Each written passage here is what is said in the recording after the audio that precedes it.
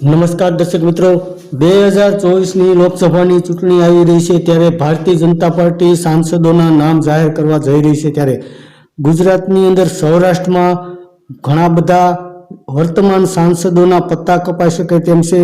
દિગ્ગજ ભારતીય સાંસદોના પત્તા કપાઈ શકે તેવા ભારતીય જનતા પાર્ટીની અંદરથી અંદરખાને સમાચાર પ્રાપ્ત થઈ રહ્યા છે, જેમાં સૌથી વધારે મહત્વની સીટ હોય તો તે અમરેલી છે, ભાવનગર, રાજકોટ અને પોરબંદર।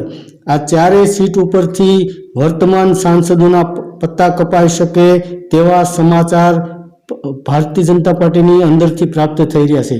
અને ત્યારબાદ કોંગ્રેસની અંદર પણ એવું જ છે।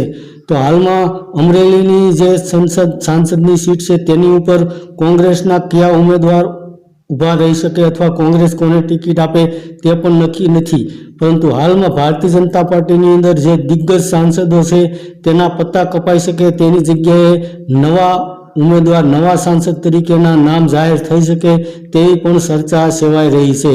ધન્યવાદ દર્શક મિત્રો।